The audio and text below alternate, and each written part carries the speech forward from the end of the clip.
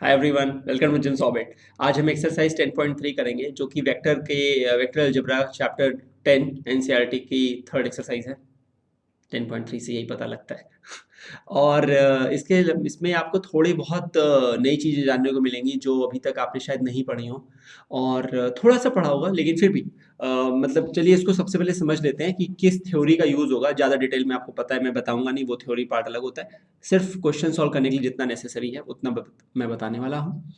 तो सबसे पहले हमें बताना चाहिए कि एक होता है डॉट प्रोडक्ट। अब डॉट प्रोडक्ट क्या होता है? बेसिकली क्या होता है, जब कोई दो वेक्टर के बीच में हम लिखते हैं ए डॉट बी, तो वो डिफाइंड होता है ए वेक्टर का modulus of B into the angle between the two vectors. तो अगर अज्यूम करते हैं ये ए वेक्टर है और ये बी वेक्टर है, तो A dot B is mod A B cos theta. कई बार क्या होता है, आप थोड़ा सा इसे ऐसे समझिएगा, देखिएगा। अगर ये थीटा अज्यूम करते हैं और ये हम लोग का ए वेक्टर है और ये हमारा बी वेक्टर है, तो अगर मैं इसको ऐसे परपेंडिकुलर ड्रॉप करता, अज्यूम करिए, बस थोड़ा सोचिए, तो ये 90 होता। तो आपको बताया गया होगा कि ये जो पार्ट होता है ये होता है इसका component along the vector A, या projection of the vector B on the vector A, तो ये बी कॉस थीटा ही तो होगा।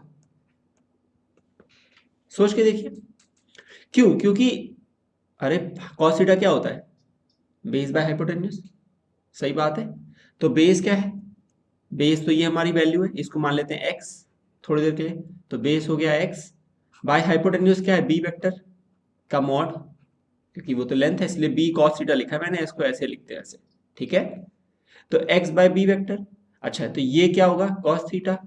तो एक्स की वैल्यू क्या हो जाएगी? B cos theta. सही बात है। अब अच्छा, ये तो हमने समझ लिया, तो हम इसे लिख सकते हैं projection of B on A, projection of vector B on vector A into, ये मल्टीप्लाई का साइन होना था, डॉट में समझिएगा, A is equals to A dot B.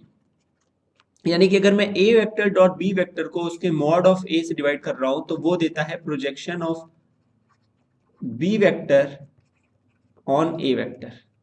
अगर उसका उल्टा निकालना होगा तो आप अरे बुद्धि लगाइए, तो ये होगा, तो ये लेंथ हो जाएगी ए कॉस थीटा, तो ये हो जाएगा projection of A on B. तो ए कॉस थीटा लिखना होगा तो वो होगा A dot B upon B, तब वो होगा projection of A vector on B vector. बस। अच्छा, दो वेक्टर के बीच में अगर 90 डिग्री है, ये सब तो कॉमन सेंस है, अब आपके पास इतना तो है ना मेरे ख्याल से, कि 90 डिग्री है तो थीटा 90 होगा, तो कॉस 90 क्या हो जाएगा? जीरो हो जाएगा। इसका मतलब डॉट प्रोडक्ट क्या होगा? जीरो हो जाएगा। तो ए डॉट बी की वैल्यू जीरो हो जाएगी क्योंकि कॉस 90 जीरो हो जाएगा। ठीक है। ये पता होना चाहिए। एक्सरसाइज करना शुरू कर रहे हैं, इसीलिए हम आए थे, इसको वीडियो को हमने इसलिए प्ले किया था, है ना। तो सबसे पहला क्वेश्चन करते हैं, फाइंड द एंगल। अच्छा, एक छोटी सी चीज बताना भूल गया, आई एम सो सॉरी। आपको क्या कहते हैं, ये पता होना चाहिए कि i vector i cap dot i cap जो होता है वन होता है। सीधा सा लॉजिक है, वो होगा आई कैप का मैग्नीट्यूड इंटू आई कैप का मैग्नीट्यूड इंटू कॉस 0 डिग्री। अरे दोनों सेम वेक्टर के बीच में एंगल क्या होगा? 0 डिग्री तो होगा।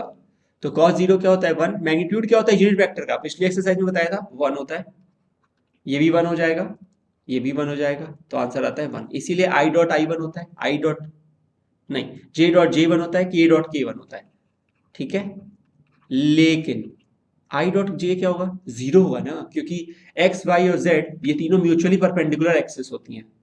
सही बात है। तो आई कैप डॉट जे जे कैप करेंगे तो जीरो होगा क्योंकि कॉस 90 है। जे कैप डॉट के कैप करेंगे तो जीरो होगा।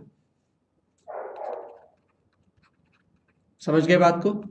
तो आई डॉट जे ये क्या होगा? जीरो होगा। जे डॉट के जीरो होगा, इस तरीके से के डॉट आई भी जीरो होगा।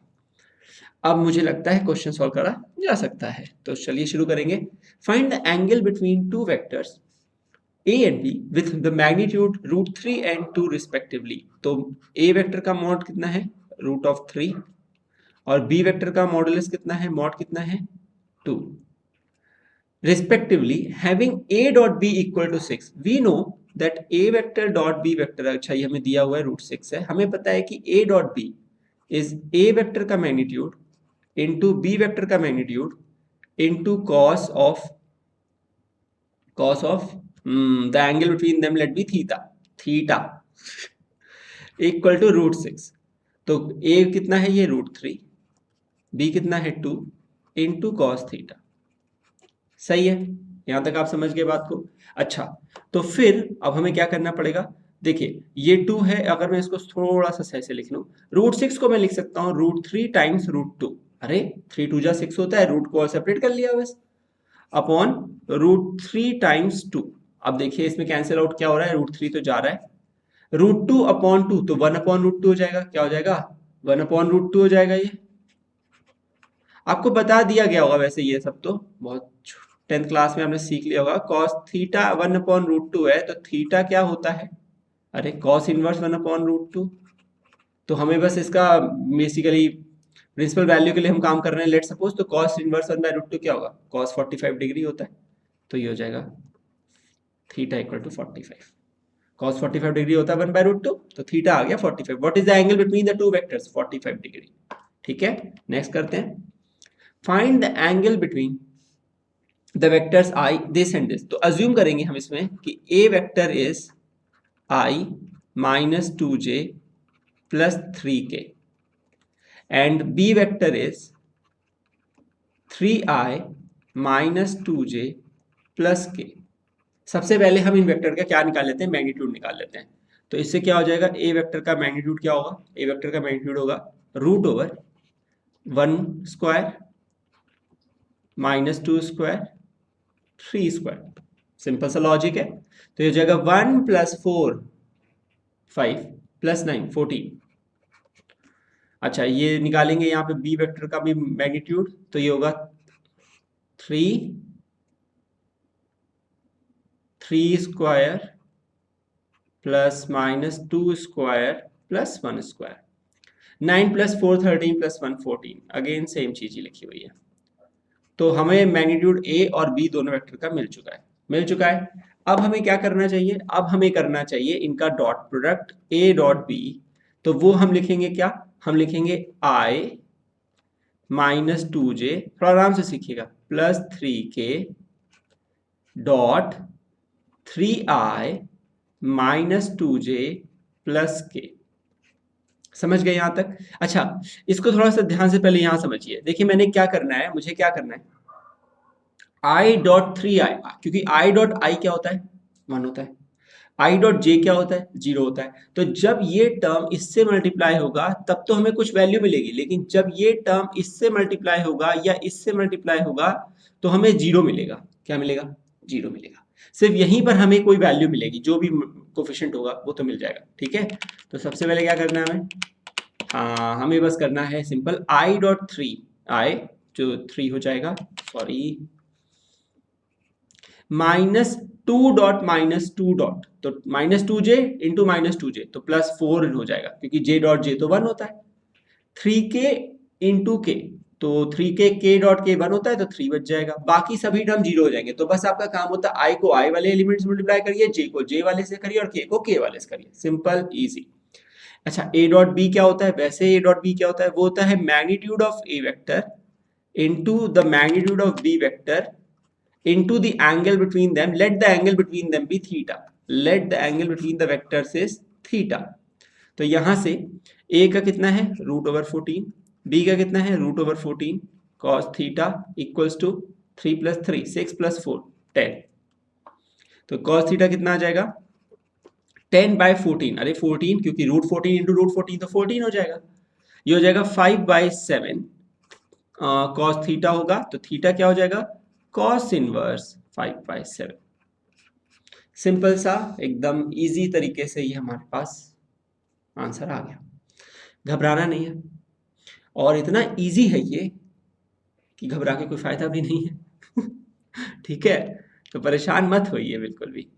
इस चैप्टर के इतने हिस्से के लिए तो परेशान होना व्यर्थ है, बिल्कुल व्यर्थ। ठीक है, तो अगला करते हैं, find the projection of certain vector on certain vector. अच्छा, किसी भी वेक्टर का प्रोजेक्शन निकालने के लिए जिस वेक्टर पे जा रहा होता है उसका मैग्नीट्यूड उसके डॉट प्रोडक्ट में डिवाइड कर देते हैं। बस कहने का क्या मतलब, तात्पर्य क्या है? तात्पर्य ये है कि let suppose A vector is i minus j और B vector is i plus j. तो मुझे निकालना है projection of A on the vector B, यही तो निकालने को बोला है, फर्स्ट का सेकंड पे प्रोजेक्शन। तो हमें बताया गया था, मैंने बताया था कि ए डॉट बी जो होता है वो होता है ए बी। अब मैं ऐसे मैग्नीट्यूड को वैसे नहीं लिख के सिंपल लिख रहा हूँ, टाइम बचाना मुझे, cos थीटा। तो मैंने क्या बोला था कि जब एक वेक्टर का मैग्नीट्यूड उसके ऊपर प्रोजेक्शन निकालते हैं, तो जैसे मुझे अगर ये एज्यूम करते हैं ये ए है और ये बी है, तो मुझे ए का निकालना है प्रोजेक्शन। तो ए का अगर मुझे प्रोजेक्शन निकालना है तो वो होगा a cos थीटा। क्या होगा वो? a cos theta.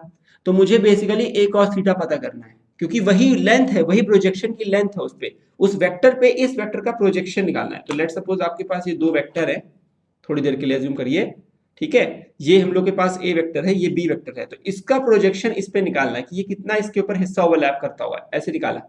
तो ये जो लेंथ आ रही है इसको कहते हैं a, इसको क्या कहते हैं? इसको कहते हैं a cos थीटा। अरे यहाँ पे थीटा है, a cos थीटा ये वाली लेंथ होगी, अभी मैंने cos थीटा से निकाला था पिछले शुरुआत में इंट्रो में। तो यहां से यहां तक जो ये a cos थीटा है इसको पता करना है, तो डॉट प्रोडक्ट निकाल देते हैं, divide by magnitude of b vector कर देंगे तो a cos थीटा बचेगा, यही तो बच रहा है। तो बस हमें क्या करना है, हमें लिखना है a vector dot b vector divided by the magnitude of b vector. रटना कैसे है? रटना ऐसे है कि जहां पे ऑन होता है उसी का डिवाइड मारते हैं, बस ये ट्रिक अब रट लीजिए, आगे के लिए ये रट लीजिए, जिस पे निकालना होता है उसी वेक्टर के मैग्नीट्यूड को डिवाइड मारते हैं, कहानी खत्म। और अब हमें निकालना है a डॉट बी, तो ऊपर लिख लेंगे i minus J dot i plus J divide by magnitude of b is nothing but root over 1 square plus 1 square, क्योंकि i प्लस जे है ना, तो 1 square plus 1 square. i dot i 1 minus J dot J हो रहा है, देखिए minus क्या हो रहा है, जे इंटू जे 1 हो गया -1, बाकी तो सब जीरो हो जाता है, अपॉन √2। अरे आंसर तो जीरो आ गया। So what is the projection of A on B? It is zero. ऐसा तब होता है जब दोनों वेक्टर परपेंडिकुलर होते हैं। दोनों वेक्टर कैसे होते हैं? परपेंडिकुलर होते हैं, तभी एक दूसरे के ऊपर कोई प्रोजेक्शन नहीं आ सकता। समझिए इस बात को, बहुत अच्छा क्वेश्चन है अब ये। जब भी दो वेक्टर एक दूसरे के ऊपर एक दूसरे के परपेंडिकुलर होंगे तो इसका कोई प्रोजेक्शन होगा ही नहीं ना, क्योंकि प्रोजेक्शन क्या होता है, इसके ऊपर इसको ऐसे ओवरलैप कराते हैं, यानी कि cos 90 यहाँ पे जीरो हो जाएगा, cos थीटा होता है यहाँ पे हो जाएगा cos 90, तो जीरो हो जाएगा। इसीलिए, क्योंकि देखिए ना, अगर दो वेक्टर परपेंडिकुलर है तो इसका प्रोजेक्शन ही क्या है, इस पर कुछ नहीं है, क्योंकि देखिए ये एंगल तो है नहीं। अब आप इस पे कैसे करोगे कॉस, ये एंगल क्या लोगे, यही एंगल लोगे कॉस थीटा के लिए, और ये तो सीधे सीधे प्रोजेक्ट हो ही रहा है नीचे, उसका एग्जैक्टली वर्टिकल है ये तो इसीलिए इसको क्या करते हैं, cos 90 क्या हो जाता है, जीरो हो जाता है। cos 90 क्या हो जाता है, जीरो हो जाता है। और देखिए दोनों वेक्टर वैसे भी कैसे हैं, परपेंडिकुलर वेक्टर्स हैं आपस में एक दूसरे को। i डॉट i 1 हो रहा है, माइनस j डॉट j 1 हो रहा है, 1 माइनस 1 जीरो हो जा रहा है, तो ये तो होना ही था। आसान क्वेश्चन हो गया काफी, कोई नहीं, अगले वाले में ऐसा नहीं होगा पक्का। Find the projection of the vector on the vector this, इस वाले में शायद नहीं होना चाहिए, देखते हैं। तो क्या लिखेंगे, ए वेक्टर जो है वो दिया गया है, अज्यूम करिए ए वेक्टर क्या है, i plus 3j plus 7k, ठीक है। और बी वेक्टर क्या है, बी वेक्टर है 7i minus j plus 8k। अब हमें क्या करना है, बिल्कुल हाँ, हमें सबसे पहले निकालना है इस ए वेक्टर का, हमें निकालना है projection of A vector on B vector, which is nothing but the dot product of the two vectors divided by the magnitude of the vector जिसपे ऑन लिखा हुआ है, ठीक है। बस इसको याद रखिए। तो ये क्या हो जाएगा, यहां से देखिए ध्यान से इसको, ए डॉट बी क्या होगा, देखिए i plus 3j plus 7k, ठीक है। फिर क्या होगा, फिर ये हो जाएगा 7i minus j plus 8k whole upon B vector, तो बी क्या है 7i minus j plus 8k। ओह मैग्नीट्यूड लिखना है इसका, सो सॉरी, तो रूट ओवर 7 स्क्वायर -1 का स्क्वायर प्लस 8 स्क्वायर।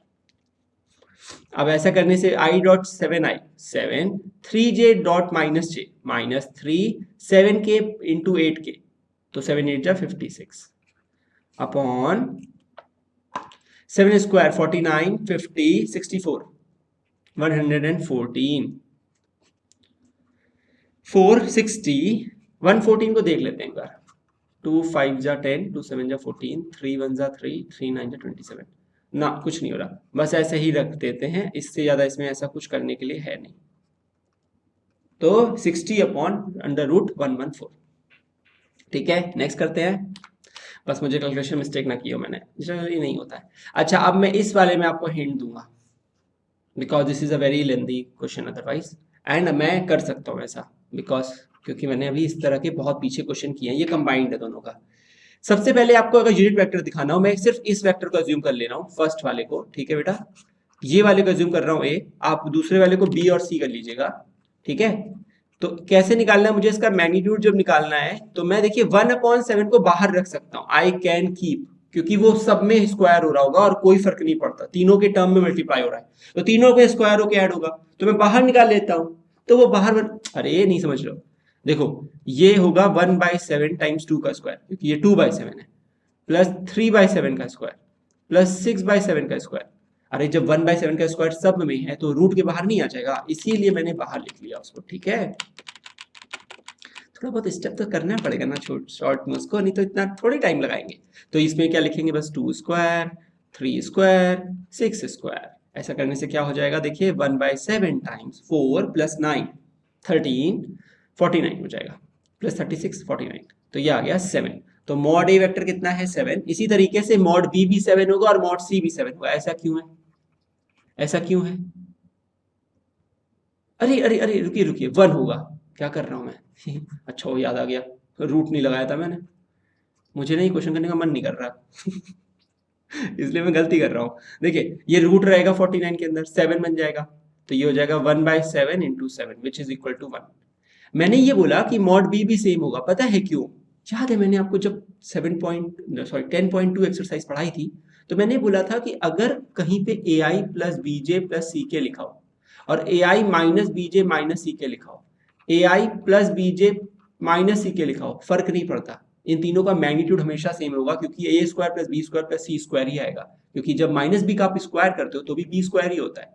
तो कुल मिला के मैग्नीट्यूड चेंज नहीं होता, डायरेक्शन चेंज हो रहा है, डायरेक्शन तो ऑब्वियसली चेंज हो रहा है, पर इन तीनों वेक्टर का मैग्नीट्यूड सेम है। यहां भी देखिए सिचुएशन सेम है, 3 - 6 और 2 3 6 2, बस ये इधर उधर हो रहा है, बल्कि इस तरह का भी नहीं है, तो अलग ही है, 6 2 3, मैग्नीट्यूड सेम है क्योंकि 6 2 3 ही नंबर है, यही 3 नंबर का स्क्वायर हो रहा है हर बार। ठीक है, मॉड बी भी बनाएगा, मॉड सी भी बनाएगा। फिर क्या करोगे आप, सुनिए इस बात को, म्यूचुअली परपेंडिकुलर दिखाने के लिए आपको दिखाना होगा कि A vector dot B vector 0 है, B vector dot C vector 0 है और A vector dot C vector 0 है।